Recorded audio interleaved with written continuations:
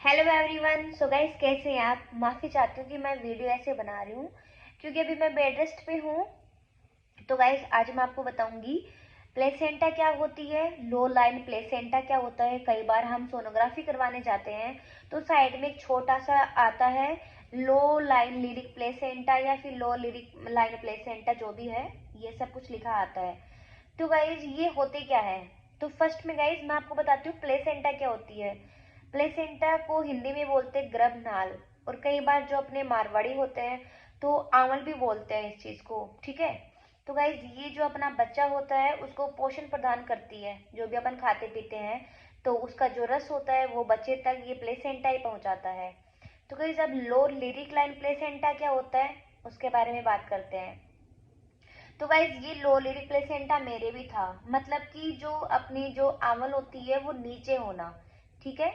तो मतलब यही दिक्कत होती है कि भाई लो लिरिक प्लेसेंटा, आंवल नीचे है, आंवल ऊपर नहीं है। तो गाइज, इसके जो सिम्टम्स होते हैं ना, आपको कैसे पता चलेगा कि भाई हमारे लो लिरिक प्लेसेंटा है? तो जैसे मैं मेरे बारे में बताती हूँ कि मुझे क्या सिम्टम्स हुए थे।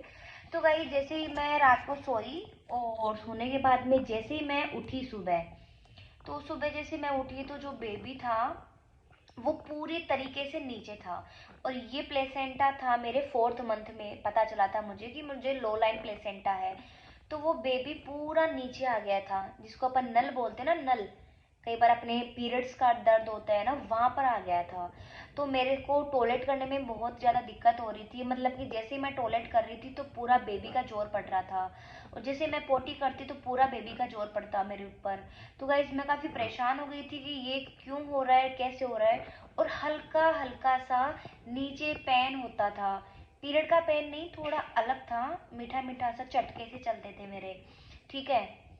उसके बाद में मैंने डॉक्टर को बोला कि मेरे ऐसे ऐसी तकलीफ हो रही है, मुझे पोटी करने में जोर आ रहा है, बेबी पूरा नीचे चला गया। तो ये क्या है, मतलब क्या क्या हो रहा है मतलब मेरे को? तो फिर डॉक्टर ने फिर मेरा चेकअप किया तो मेरी सोनोग्राफी में आया कि आपको लो लिरिक प्लेसेंटा है। तो गाइज, उस टाइम मैम ने बोला था कि इसमें आपको ब्लीडिंग का खतरा है, और जब तक ये ऊपर नहीं जाती तब तक खतरा रहता ही है। तो फिर मैंने मैम को ये भी पूछा था, मैंने कहा मैम इसके उपाय क्या होंगे? तो मैम ने बोला था कि इसका कुछ भी उपाय नहीं है जिससे कि ये ऊपर आ सके, कुछ भी उपाय नहीं होता गाइस। ना कोई मेडिसिन ना कुछ और, इसका केवल एक ही उपाय होता है।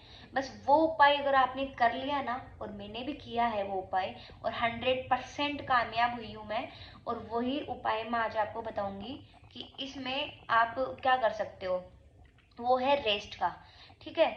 तो गाइस, पहले हम ये देख लेते हैं कि इससे दिक्कत क्या होती है लो लिरिक प्लेसेंटा से। तो गाइस, इससे दिक्कत ये होती है कि इससे मेन दिक्कत होती है ब्लीडिंग का खतरा। कि जब भी अगर आपके लो प्लेसेंटा है तो कभी भी अगर अपन हेवी काम करेंगे या फिर हम आएंगे चलेंगे तो बेबी ऑटोमेटिक नीचे आ जाता है, और उसके बाद में जो पीरियड्स होते हैं वो मतलब एमसी आ जाती है, ब्लीडिंग आ जाती है। और अगर ज़्यादा ब्लीडिंग हो गई तो दिक्कत तो रहती ही है। ठीक है। क्योंकि प्रेगनेंसी में नॉर्मल अगर अब हम माने तो ब्लीडिंग आनी भी नहीं चाहिए। तो बस यही दिक्कत होती है इसकी। और बच्चे को भी थोड़ा सा खतरा, बच्चे को तो खैर कोई खतरा नहीं रहता, बट ब्लीडिंग का ही रहता है मेन तो। और कभी कभी हल्का हल्का सा पेन भी होने लगता है, जैसे मीठा मीठा सा पेन होगा। यानी मतलब कि चटके चलते हैं। ठीक है। चटके चलेंगे इसमें, वो भी कभी कभी चलते हैं। लेकिन बच्चा आपको पूरा नीचे ऐसे नजर आएगा कि पूरा बच्चा नीचे है। टॉयलेट करने में दिक्कत होगी, पोटी करने में दिक्कत होगी। ठीक है। तो डॉक्टर ने मेरे को सारी बातें मेरे को बताई। फिर डॉक्टर ने मेरे को 1 महीने की दवाई दी कि आपको 1 महीने तक उठना भी नहीं है, बेड रेस्ट पे ही रहना है। तो फिर मैंने मेरी दीदी को बुलाया, मैंने मेरी मम्मी को बुलाया। तो घर का काम वही करते थे और फैमिली वालों ने भी सपोर्ट किया। तो मैं 1 महीने तक लगातार गाइस, अभी आप मुझे देख रहे हो मैं बेड पे ही हूँ, और उस टाइम पे भी मैं बेड पे ही थी 1 महीने तक। यानी कि चौथे से लेके और 5वें महीने तक मैं परमानेंट बेड पे रही। फिर उसके बाद में क्या था, 6वें महीने की मेरी जो सोनोग्राफी हुई थी ना, तो 6वें महीने यानी 22 वीक की सोनोग्राफी थी मेरी। तो मैं गई हॉस्पिटल में, और उस टाइम मुझे सब कुछ सही लग रहा था। तो फिर मैंने मैम को बोला कि मैम एक बार प्लेसेंटा चेक कर लेते हैं, ऊपर आई कि नहीं आई। तो हमने जैसे प्लेसेंटा चेक की तो भगवान की दया से वो ऊपर आई गई और गाइस मैं बहुत ज़्यादा खुश हुई थी। फिर मैम ने बताया कि अब आपको ब्लीडिंग का खतरा भी नहीं है और अब कुछ भी दिक्कत नहीं है, बेबी एकदम नॉर्मल है और कोई दिक्कत वाली बात नहीं है। और एक प्लेसेंटा से एक खतरा और हो जाता है लो लेवल प्लेसेंटा से, कि अगर प्लेसेंटा अगर नीचे ही होता है ना तो फिर ऑपरेशन करना पड़ता है, क्योंकि नॉर्मल डिलीवरी बहुत ही कम होती है। क्योंकि अगर कुछ भी चीज़ें हो, अगर अपने रास्ते में पत्थर आ गया तो पत्थर को तो साइड करना पड़ेगा ना। तो जैसे ही बच्चे के सामने अगर प्लेसेंटा आ जाती है तो वो मतलब हटती ही नहीं है, इसलिए फिर वो मतलब कि जो ऑपरेशन होता है वो ही करते हैं।